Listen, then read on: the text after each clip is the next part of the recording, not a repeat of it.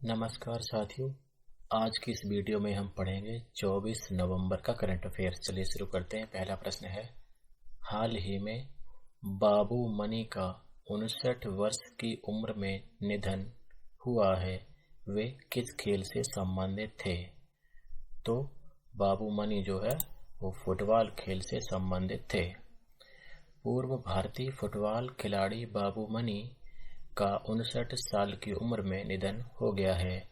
बाबू money ने वर्ष 1984 में कोलकाता में नेहरू कप में अपना इंटरनेशनल डेब्यू किया था। उन्होंने भारत के लिए 55 इंटरनेशनल मैच खेले और 2 बार एसएएफ गेम्स में स्वर्ण पदक भी जीता। उन्होंने 1985 और 87 में ये पदक अपने नाम किए थे। इनके अलावा प्रख्यात गणितज्ञ आर.एल. कश्यप का भी अभी हाल ही में निधन हो गया है। चलिए अगला प्रश्न देखते हैं। किस विदेशी यूनिवर्सिटी ने हाल ही में भारत के 7 राज्य स्तरीय कृषि विश्वविद्यालयों के साथ समझौतों पर हस्ताक्षर किए हैं? तो उस यूनिवर्सिटी का नाम है वेस्टर्न सिडनी यूनिवर्सिटी। भारतीय कृषि अनुसंधान परिषद ICAR के तत्वावधान में वेस्टर्न सिडनी यूनिवर्सिटी ने भारत के 7 राज्य स्तरीय कृषि विश्वविद्यालयों के साथ समझौतों पर हस्ताक्षर किए हैं।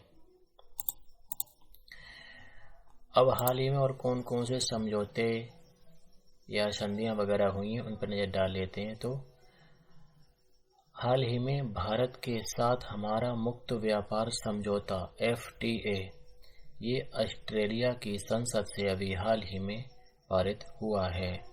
और बैंक ऑफ बड़ौदा ने हाल ही में ASPL और उसकी सहायक कंपनी AFPL के साथ एक समझौता किया है। और उपराष्ट्रपति जगदीप धनखड़ और कंबोडिया के प्रधानमंत्री हुन सेन ने संस्कृति, वन्य जीवन और स्वास्थ्य के क्षेत्रों में 4 समझौता ज्ञापनों पर हस्ताक्षर अभी हाल ही में किए हैं। अब बात करते हैं ऑस्ट्रेलिया की, क्योंकि ये वेस्टर्न सिडनी यूनिवर्सिटी कहाँ है? तो ये ऑस्ट्रेलिया में है। तो वेस्टर्न सिडनी यूनिवर्सिटी ऑस्ट्रेलिया में है। इसकी स्थापना 1989 में हुई थी। अब बात करते हैं ऑस्ट्रेलिया की। तो ऑस्ट्रेलिया की राजधानी कैनबरा है, मुद्रा डॉलर है। ऑस्ट्रेलिया का राष्ट्रगान एडवांस ऑस्ट्रेलिया फेयर है। सबसे बड़ा नगर सिडनी है। और ऑस्ट्रेलिया के 47वें प्रधानमंत्री कौन है? एंथोनी अल्बानीज, जो 23 मई 2022 से अपने पद पर कार्यरत हैं। अब ऑस्ट्रेलिया से संबंधित करंट अफेयर्स देख लेते हैं। तो अभी हाल ही में भारत के साथ हमारा मुक्त व्यापार समझौता ऑस्ट्रेलिया की संसद से पारित हुआ है। और भारतीय कृषि अनुसंधान परिषद के तत्वावधान में वेस्टर्न सिडनी यूनिवर्सिटी ने भारत के 7 राज्य स्तरीय कृषि विश्वविद्यालयों के साथ समझौते किए हैं। और भारत और ऑस्ट्रेलिया देश की नौसेना के बीच बंगाल की खाड़ी में अभी हाल ही में पासेक्स नामक युद्धाभ्यास संपन्न हुआ है। और ऑस्ट्रेलिया के क्रिकेटर डेविड वार्नर ने अगले साल से टेस्ट क्रिकेट से संन्यास लेने की घोषणा अभी हाल ही में की है। और अमित दास गुप्ता को ऑर्डर ऑफ ऑस्ट्रेलिया पुरस्कार से सम्मानित किया गया है। और अमर सिंह को Australian of the year award 2022 से सम्मानित किया गया है। आगे बढ़ते हैं। किस राज्य को सतत विकास लक्ष्य के प्रभावी क्रियान्वयन के लिए स्कॉच ऑर्डर ऑफ मेरिट पुरस्कार से सम्मानित किया गया है? ये क्वेश्चन आने वाली परीक्षाओं के लिए इम्पोर्टेंट है। तो किस राज्य को जो है वो स्कॉच ऑर्डर ऑफ मेरिट पुरस्कार से सम्मानित किया गया है? तो उस राज्य का नाम है छत्तीसगढ़। छत्तीसगढ़ राज्य योजना आयोग को गवर्नेंस के क्षेत्र में छत्तीसगढ़ में सतत विकास लक्ष्य के प्रभावी क्रियान्वयन के लिए प्रतिष्ठित पुरस्कार स्कॉच ऑर्डर ऑफ मेरिट पुरस्कार से सम्मानित किया गया है। अब बात करते हैं छत्तीसगढ़ की। तो छत्तीसगढ़ की राजधानी है रायपुर। वर्तमान मुख्यमंत्री श्री भूपेश बघेल जी हैं। राज्यपाल सुश्री अनुसुईया उइके हैं। अब छत्तीसगढ़ सरकार ने अभी हाल ही में मुख्यमंत्री मितान योजना शुरू की है और जनजाति नृत्य महोत्सव अभी हाल ही में मनाया था और 1 से 13 नवंबर को जनजाति नृत्य महोत्सव का आयोजन हुआ था और छत्तीसगढ़ CFR अधिकारों को मान्यता देने वाला दूसरा राज्य हाल ही में बना है और छत्तीसगढ़ के शहर नया रायपुर का नाम बदलकर अटल नगर रख दिया है, जबकि राजधानी कहाँ है? रायपुर में है। और छत्तीसगढ़ राज्य योजना आयोग को गवर्नेंस के क्षेत्र में छत्तीसगढ़ में सतत विकास लक्ष्य के प्रभावी क्रियान्वयन के लिए प्रतिष्ठित स्कॉच ऑर्डर ऑफ मेरिट पुरस्कार से सम्मानित किया गया है। आगे बढ़ते हैं। किस पत्रकार को कोविड-19 महामारी राहत प्रयासों हेतु जयपुर फुट USA से सम्मानित किया गया है? तो उनका नाम है दानिश मंजूर भट्ट। न्यूयॉर्क में भारत के महावाणिज्य दूतावास में आयोजित एक समारोह में मूल रूप से कश्मीर घाटी के रहने वाले दानिश मंजूर भट्ट को जयपुर फुट USA के पहले वैश्विक मानवीय पुरस्कार से सम्मानित किया गया है। बात करते हैं USA की। तो राजधानी वाशिंगटन DC है। DC का मतलब है डिस्ट्रिक्ट ऑफ कोलंबिया। मुद्रा डॉलर है। वर्तमान राष्ट्रपति जो बाइडेन है। ये पार्टी का नाम डेमोक्रेटिक पार्टी है और वाइस प्रेसिडेंट कौन है? कमला हैरिस। अब USA से संबंधित करंट अफेयर्स देख लेते हैं। तो हाल ही में मैरी थारप जो अमेरिकी भूविज्ञानी और समुद्र विज्ञान कार्टोग्राफर हैं, तो उन्होंने अटलांटिक महासागर ओशियन तल का पहला वैज्ञानिक मानचित्र तैयार किया है और हाल ही में अमेरिका की प्रतिनिधि सभा में पहली बार 5 भारतीय अमेरिकी सांसद जो है वो निर्वाचित हुए हैं और भारतीय अमेरिकी महिला अरुणा मिलर मैरीलैंड में लेफ्टिनेंट गवर्नर पद को संभालने वाली पहली अप्रवासी बन गई हैं और ठाकुर चक्रपाणी को संगीत क्षेत्र में उल्लेखनीय योगदान के लिए लाइफ टाइम अचीवमेंट पुरस्कार से सम्मानित किया गया है और हाल ही में अमेरिका ने चीन को हराकर महिला बास्केटबॉल विश्व कप 2022 जीता है और 16 नवंबर को नासा ने आर्टेमिस 1 मून मिशन लॉन्च किया है। तो ये थे USA से संबंधित करंट अफेयर के प्रश्न। अगला प्रश्न देखते हैं। किस ऑनलाइन भुगतान बैंक ने हाल ही में चेहरा प्रमाणीकरण आधारित बचत खाता खोलने की घोषणा की है? तो किसने की है?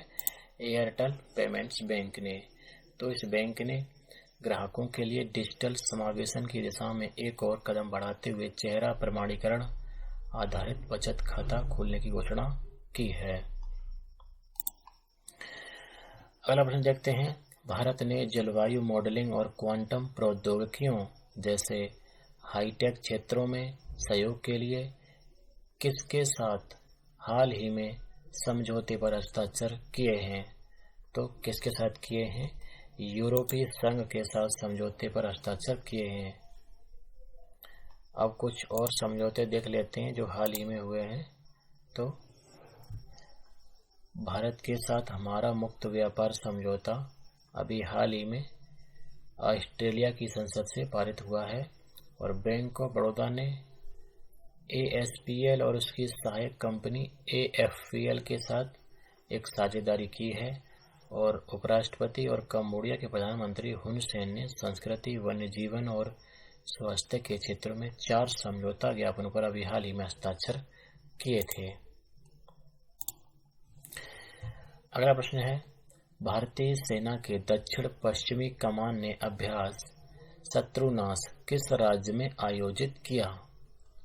तो किस राज्य में किया?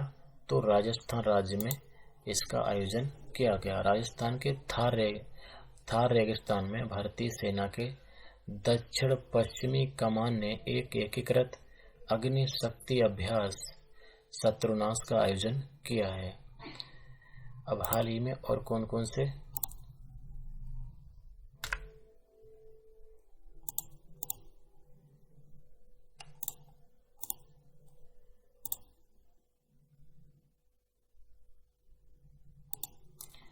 तो हाल ही में कौन कौन से समझौते हुए हैं?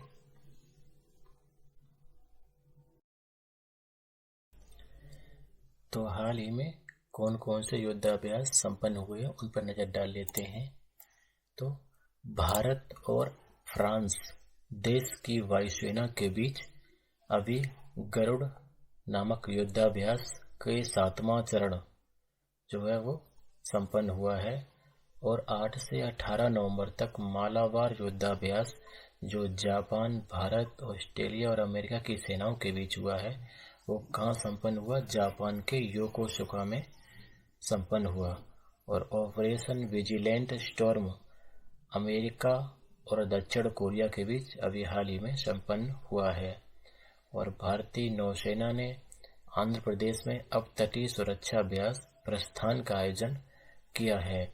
और भारत और ऑस्ट्रेलिया देश की नौसेना के बीच बंगाल की खाड़ी में पासेक्स युद्धाभ्यास अभी हाल ही में संपन्न हुआ था। आगे बढ़ते हैं। भारतीय शास्त्रीय संगीत व नृत्य के क्षेत्र में किसको सुमित्रा चरत राम पुरस्कार से सम्मानित किया गया? तो किसे किया गया? तो ये पुरस्कार पाने वाली हैं उमा शर्मा। प्रख्यात कथक नृत्यांगना उमा शर्मा को भारतीय शास्त्रीय संगीत व नृत्य के क्षेत्र में उल्लेखनीय योगदान देने के लिए प्रतिष्ठित सुमित्रा चरत राम पुरस्कार से सम्मानित किया गया है। श्री राम भारती कला केंद्र द्वारा कमानी सभागार में आयोजित एक समारोह में जम्मू कश्मीर के पूर्व राज्यपाल करण सिंह और सरोद वादक उस्ताद अमजद अली खान ने उन्हें यह पुरस्कार प्रदान किया है। अगला प्रश्न देखते हैं। किस राज्य ने भारत में सबसे अधिक स्थापित ग्रिड इंटरएक्टिव अक्षय ऊर्जा क्षमता में शीर्ष स्थान हासिल किया है? तो किसने किया है? कर्नाटक ने शीर्ष स्थान हासिल किया है। बात करते हैं कर्नाटक की। तो राजधानी बंगलुरु है, मुख्यमंत्री श्री बसवराज बोम्मई हैं और राज्यपाल थावरचंद गहलोत हैं। अब कर्नाटक से संबंधित प्रश्न देख लेते हैं। तो भारतीय बल्लेबाज रोबिन उथप्पा ने भारतीय क्रिकेट के सभी प्रारूपों से संन्यास लेने की घोषणा की है और ये खिलाड़ी कहाँ के हैं? कर्नाटक राज्य से हैं। और भारत का पहला फिश म्यूजियम कर्नाटक में खोला जाएगा।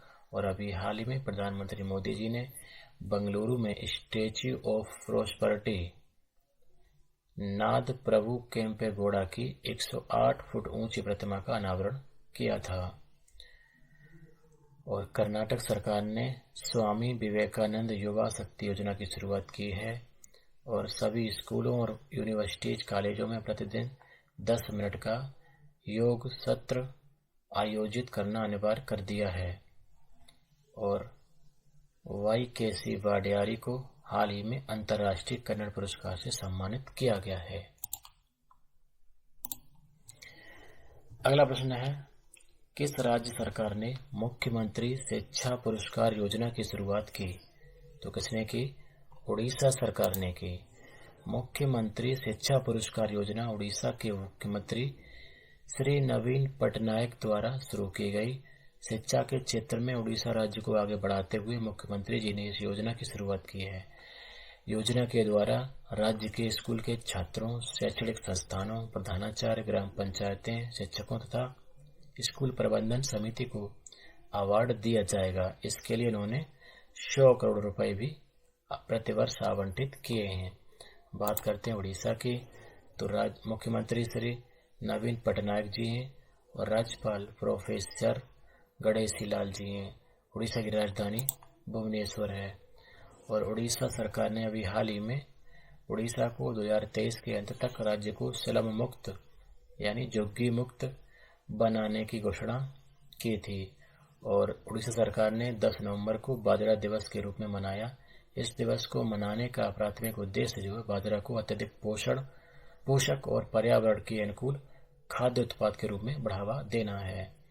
और उड़ीसा सरकार द्वारा मुख्यमंत्री शिक्षा पुरस्कार योजना की शुरुआत अभी हाल ही में की गई। आगे बढ़ते हैं, अब कुछ और योजनाएं देख लेते हैं। तो कर्नाटक सरकार ने स्वामी विवेकानंद युवा शक्ति योजना की शुरुआत की है। और अखिल भारतीय फुटबॉल महासंघ ने अरुणाचल प्रदेश में फुटबॉल विकास योजना की शुरुआत की है। और मेघालय सरकार ने ग्रामीण बैकयार्ड पिग फार्मिंग स्कीम यानी ग्रामीण पिछवाड़े सुअर पालन योजना की शुरुआत की है। और एमपी ने लड़कियों के लिए लाडली लक्ष्मी योजना 2.0 शुरू की है। और मध्य प्रदेश में मुख्यमंत्री बाल आशीर्वाद योजना की शुरुआत की गई है। तो ये थी कुछ राज्यों द्वारा चलाई गई योजनाएं। आगे बढ़ते हैं, हाल ही में किस बैंक ने सौर परियोजनाओं के वित्त पोषण के लिए जर्मन विकास बैंक KfW के साथ 150 मिलियन यूरो यानी 1240 करोड़ रुपए के ऋण समझौते पर हस्ताक्षर किए हैं? तो किस बैंक ने किए हैं? स्टेट बैंक ऑफ इंडिया ने सौर परियोजनाओं के वित्त पोषण के लिए जर्मन विकास बैंक, जिसको KfW कहते हैं, उसके साथ 150 मिलियन यूरो के ऋण समझौते पर हस्ताक्षर किए हैं। अब बात करते हैं जर्मनी की, तो राजधानी बर्लिन है। प्रेसिडेंट कौन है? Frank Walter Steinmeier. और चांसलर ओलाफ शोल्स। और जर्मनी में अभी हाल ही में G7 के विदेश मंत्रियों की बैठक आयोजित की गई थी। और स्टेट बैंक ऑफ इंडिया ने सौर परियोजनाओं के वित्त पोषण के लिए जर्मन विकास बैंक KfW के साथ 150 मिलियन यूरो के ऋण समझौते पर हस्ताक्षर हाल ही में किए हैं। आगे बढ़ते हैं, हाल ही में वाराणसी में महीने भर चलने वाले कार्यक्रम काशी तमिल संगमम का उद्घाटन किसने किया? तो किसने किया? माननीय प्रधानमंत्री जी ने इसका उद्घाटन किया है। और उन्होंने 19 नवंबर को इसका उद्घाटन किया। यह आजादी का अमृत महोत्सव के एक भाग के रूप में आयोजित किया जा रहा है। और संगमम 17 नवंबर से 16 दिसंबर तक चलेगा। कार्यक्रम का आयोजन शिक्षा मंत्रालय भारत सरकार द्वारा किया जा रहा है। और बनारस हिंदू विश्वविद्यालय इस कार्यक्रम की मेजबानी करने वाला संस्थान है। अगला प्रश्न देखते हैं, भारतीय तटरक्षक ने किस शहर में 20वीं राष्ट्रीय समुद्री खोज और बचाव बोर्ड की बैठक आयोजित की है? तो किस शहर में की है? केवड़िया, गुजरात में ये बैठक आयोजित की है। बात करते हैं गुजरात की, तो राजधानी गांधीनगर है। मुख्यमंत्री श्री भूपेंद्र भाई पटेल हैं और राज्यपाल आचार्य देवव्रत जी हैं। अगला प्रश्न देखते हैं, किस राज्य ने देश में धार्मिक और आध्यात्मिक पर्यटन का केंद्र स्थापित करने के उद्देश्य से नई पर्यटन नीति को मंजूरी दी है? तो ऐसा करने वाला राज्य कौन सा है? उत्तर प्रदेश है, जिसने नई पर्यटन नीति को मंजूरी दी है। इसके तहत अयोध्या, चित्रकूट और बिठूर को रामायण सर्किट में शामिल किया जाएगा। और कृष्णा सर्किट में मथुरा, वृंदावन, गोकुल, गोवर्धन, बरसाना, नंदगांव और बलदेव शामिल होंगे। अगला क्वेश्चन है, तेलंगाना सरकार द्वारा 18 जनवरी 2023 से पूरे राज्य में कौन सी योजना फिर से शुरू की जाएगी? तो इस योजना का नाम है कांटी वेलुगु, जिसकी शुरुआत 18 जनवरी 2023 से शुरुआत की जाएगी।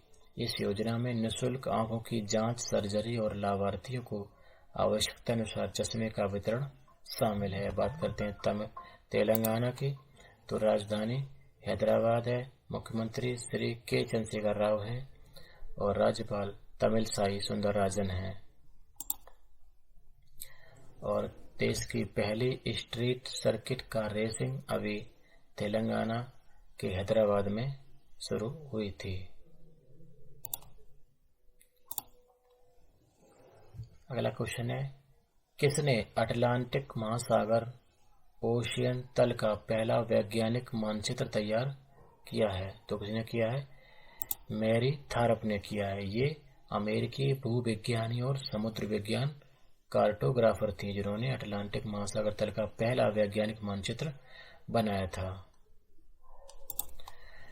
किस देश में नवंबर 2022 में सियानजूर शहर में आए 5.6 तीव्रता के भूकंप से 260 से अधिक लोगों की मौत हो गई है? तो यह भूकंप कहाँ आया था? ये इंडोनेशिया में आया था। बात करते हैं इंडोनेशिया की, तो इसकी राजधानी जकार्ता है और राष्ट्रपति जोको विडोडो हैं। और इंडोनेशिया में अभी G20 के 17वें शिखर सम्मेलन का आयोजन किया गया था, जिसमें हमारे प्रधानमंत्री जी द्वारा प्रतिभाग किया गया था। और इंडोनेशिया ने भारत को हाल ही में G20 धर्ममंच की अध्यक्षता भी सौंपी है और G20 शिखर सम्मेलन भी यहाँ पर हुआ था।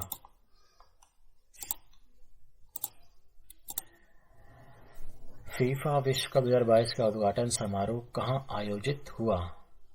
तो उस जगह का क्या नाम है? अल वायत स्टेडियम। अल वायत स्टेडियम, और ये कहाँ है? अल खोर में। ये क्वेश्चन इंपॉर्टेंट है, स्टेडियम का नाम अच्छे से याद रखिए। और ये कहाँ इसका आयोजन हो रहा है? कतर में हो रहा है। बात करते हैं कतर की, तो कतर की राजधानी दोहा है और प्राइम मिनिस्टर खालिद बिन खलीफा हैं। अगला प्रश्न है, प्रतिष्ठित डॉक्टर कलाम सेवा पुरस्कार किसे मिला है? तो ये पुरस्कार पाने वाले कौन है? तो उनका नाम है रवि कुमार सागर। अगला प्रश्न है, सारंग भारतीय फिल्म महोत्सव का आयोजन किस देश में भारतीय दूतावास द्वारा किया गया? तो कहाँ किया गया? दक्षिण कोरिया में इसका आयोजन किया गया और ये 18 से 20 नवंबर तक इसका आयोजन हुआ था। अगला प्रश्न है, भारत की ओर से किसे संयुक्त राष्ट्र के सर्वोच्च पर्यावरण पुरस्कार से सम्मानित किया गया? तो ये पुरस्कार पाने वाले कौन है? पूर्णिमा देवी बर्मन, जिनको सर्वोच्च पर्यावरण पुरस्कार से सम्मानित किया गया है। अगला प्रश्न है, भारतीय नौसेना का प्रतिष्ठित अंतर्राष्ट्रीय वार्षिक सम्मेलन हिंद प्रशांत क्षेत्रीय संवाद ये हाल ही में कहाँ शुरू हुआ? तो ये दिल्ली में शुरू हुआ। अगला प्रश्न है, तो सेना से संबंधित कुछ प्रश्न देख लेते हैं। तो भारतीय सेना ने श्रीनगर में पुष्पांजलि समारोह आयोजित किया है और लैंस नायक मंजू भारतीय सेना की पहली महिला स्काई ड्राइवर बनी हैं। तो दोस्तों, ये थे आज के करंट अफेयर्स के महत्वपूर्ण प्रश्न। आज की वीडियो में इतना ही। कल फिर मिलते हैं। तब तक के लिए नमस्कार। जय हिंद, जय भारत।